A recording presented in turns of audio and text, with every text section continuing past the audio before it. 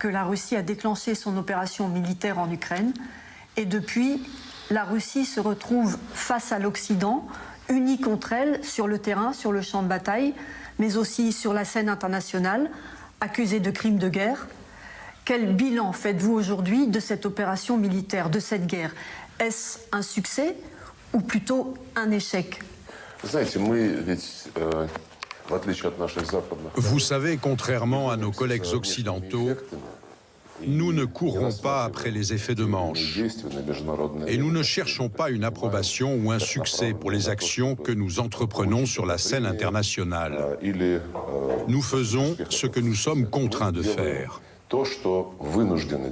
Nous protégeons les populations, nous protégeons la langue russe qui a été directement discriminée et agressée par les régimes successifs en Ukraine, tant sous Porochenko que sous Zelensky.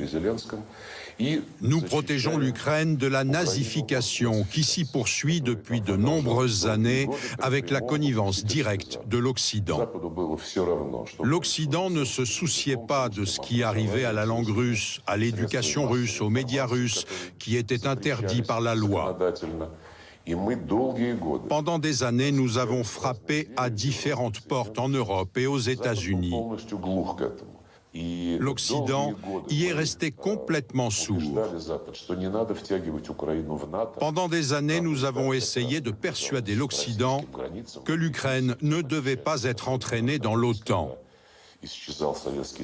L'OTAN s'était déjà rapprochée à 5 reprises de la frontière russe, contrairement à toutes les promesses qui avaient été faites lorsque l'Union soviétique a disparu. L'hypocrisie de l'Occident s'est parfaitement illustrée par les réactions aux décisions prises par les États-Unis et l'OTAN, dans des situations telles que la Yougoslavie en 1999, l'Irak en 2003, la Libye en 2011. Toutes ces aventures militaires ont été lancées par les États-Unis sous prétexte que ces foyers de tension représentaient une menace pour eux. Et cette menace, comme vous le comprenez, était à 10 000 kilomètres des côtes américaines. Et pourtant, tout le monde a suivi Washington pour détruire d'abord la Yougoslavie, puis l'Irak, puis la Libye. Plus d'1 million de civils sont morts dans ces conflits et personne n'a rien dit. Tout le monde a trouvé cela normal parce que le souverain du monde, les États-Unis, commande à tous les autres pays occidentaux. En Europe, à l'exception de la guerre en Irak où la France et l'Allemagne se sont opposées aux actions injustifiées et totalement inacceptables de Washington, dans tous les autres cas, tous les pays européens ont rapidement convenu que les États-Unis avaient le droit de déclarer une menace pour leur sécurité n'importe où dans le monde et de faire ce qu'ils voulaient. La Russie n'a pas déclaré une menace pour sa sécurité du jour au lendemain. Elle a pendant de nombreuses années exhorté l'Occident à ne pas faire de l'Ukraine un pays anti-russe. En d'autres termes, la menace qui pèse directement sur nos frontières et contre laquelle nous mettons en garde depuis des années a été complètement ignorée. C'est pourquoi notre opération militaire était inévitable.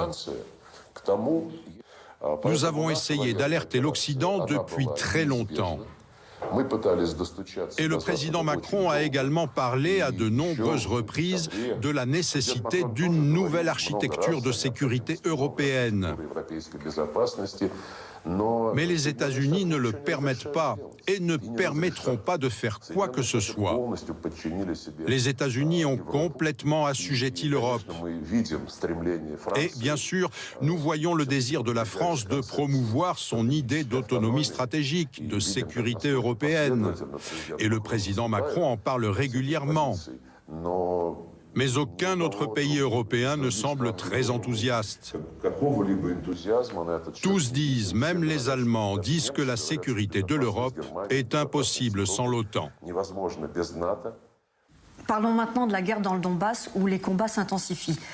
J'ai passé près de 3 mois dans le Donbass, entre Donetsk et Lugansk. Je suis allée à Mariupol plusieurs fois, une ville dévastée où j'ai vu beaucoup de souffrance. Et tous les miliciens, tous les militaires que j'ai rencontrés m'ont dit que cette guerre allait durer et qu'elle serait sanglante. Cette bataille sur le front du Donbass, Monsieur Lavrov, est-elle la dernière? Est-ce que l'opération militaire russe va s'arrêter après? Certes, des gens meurent.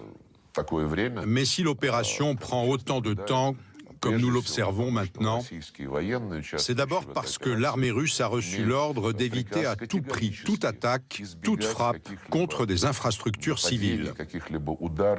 Seules les infrastructures, les équipements et les effectifs militaires doivent être ciblés.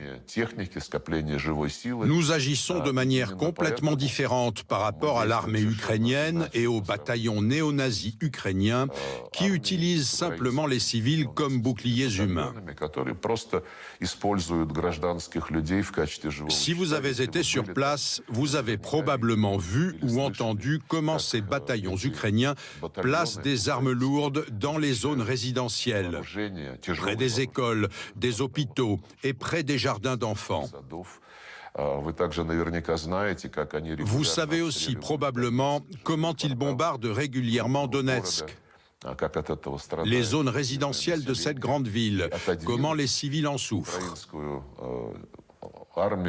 Notre objectif évident, c'est bien sûr de repousser l'armée ukrainienne et les bataillons ukrainiens en dehors des régions de Donetsk et de Lougansk. Pour le reste des territoires en Ukraine, où il y a des gens qui ne veulent pas rompre les liens avec la Russie, ce sera à la population de ces régions de décider. Je ne pense pas que ces habitants seront heureux de revenir sous le pouvoir d'un régime néo-nazi qui est totalement russophobe. C'est au peuple lui-même de décider. Y aura-t-il des négociations, enfin, de réelles négociations de paix? Et que demandez-vous concrètement à l'Ukraine aujourd'hui? Nous ne voulons pas dire que la voie pour renouer un certain dialogue est coupée. Mais nous jugerons désormais les intentions européennes uniquement sur la base d'actions concrètes. Vous savez, nous ne demandons que ce que le président Poutine a déjà annoncé depuis le début de l'opération spéciale, à savoir que le régime de Kiev cesse de tuer des civils dans le Donbass, comme il le fait depuis 8 longues années, depuis le coup d'État en Ukraine en 2014. C'est pourquoi nos objectifs sont donc de protéger les civils du Donbass, de démilitariser l'Ukraine, c'est-à-dire qu'il ne doit plus y avoir d'armes sur son territoire qui représentent une menace pour la Fédération de Russie. Nous voulons aussi rétablir les droits de la langue russe, conformément à la constitution de l'Ukraine, que le régime de Kiev a violée en adoptant des lois anti-russes. Mais il faut aussi dénazifier l'Ukraine, parce que les idées et les actes néo-nazis font partie maintenant de la vie en Ukraine. Est-ce qu'il y aura d'autres batailles après cette bataille sur le front du Donbass? C'est la question que se posent beaucoup d'Européens. Notre priorité absolue, c'est la libération des régions de Donetsk et de Lougansk, qui sont désormais reconnues par la Fédération de Russie comme des États indépendants. Pour être clair, les républiques de Donetsk et de Lougansk vont être annexées par la Russie? Vous savez, il ne s'agit pas d'annexion. Il s'agit d'une opération militaire demandée par les États souverains que sont les républiques populaires de Donetsk et de Lougansk, en vertu de la Charte des Nations Unies, dont l'article 51 prévoit le droit de légitime défense individuelle et collective. Nous défendons les populations et nous les aidons à rétablir leur intégrité territoriale. Évoquons les relations de la Russie et de la France.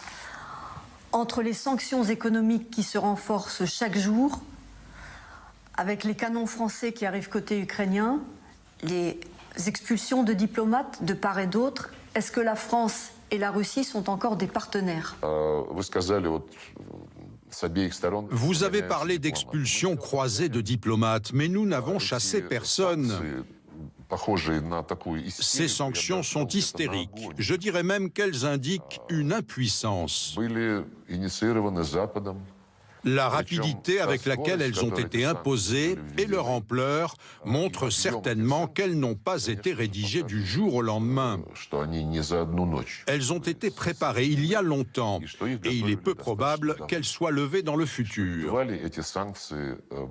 Les États-Unis ne le disent pas publiquement, mais dans leur contact avec leurs alliés, ils disent que lorsque tout cela sera terminé, les sanctions resteront en vigueur. Donc en fait, l'Ukraine n'est qu'un outil, une pièce de rechange. Il s'agit d'étouffer le développement de la Russie, car la Russie empêche le développement d'un monde unipolaire que Washington a proclamé avec l'assentiment de l'Europe. Et je ne sais pas ce que l'Europe a à gagner dans cette situation sur le plan géopolitique.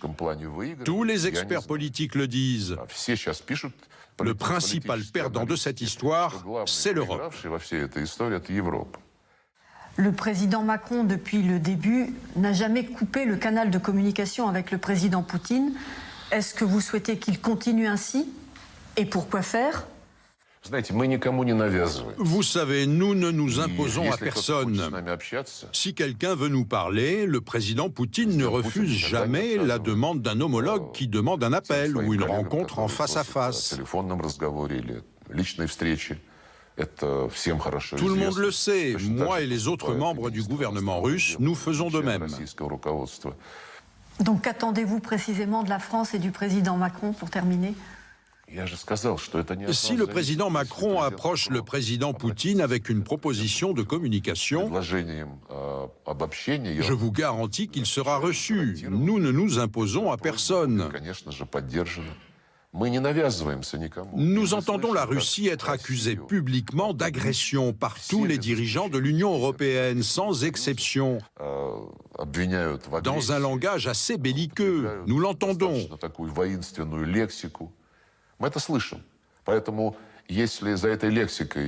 Donc, si derrière ce langage, il y a une volonté d'agir sur les problèmes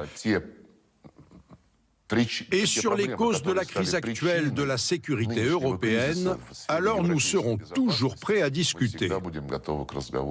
Si le président Macron, qui a une relation de confiance très ancienne avec le président Poutine, propose une discussion, je le réitère, cette proposition sera acceptée. Je dois dire, à mon immense regret, malgré les visites du président Macron et les bonnes relations de confiance qui existent entre lui et le président Poutine, la France joue un rôle actif en Ukraine et alimente le nationalisme ukrainien et le néonazisme. Nous sommes tristes de le constater. La France arme activement l'Ukraine, y compris avec des armes offensives, et elle réclame une guerre jusqu'au bout pour vaincre la Russie. Nous avons dépassé notre temps. Est-ce que vous me permettez encore une question? Allez-y, je vous en prie. Vous êtes certainement l'un des ministres les plus proches du président Poutine. On imagine que vous discutez avec lui chaque jour. En Europe, certains disent qu'il est malade, d'autres inquiets, d'autres énervés parce que son plan initial de guerre n'a pas fonctionné. Comment va-t-il? Vous savez, le président Poutine apparaît en public tous les jours. Vous pouvez le voir sur les écrans, lire ses discours, écouter ses discours. Je ne pense pas que les personnes saines d'esprit puissent distinguer un quelconque symptôme de maladie chez cet homme.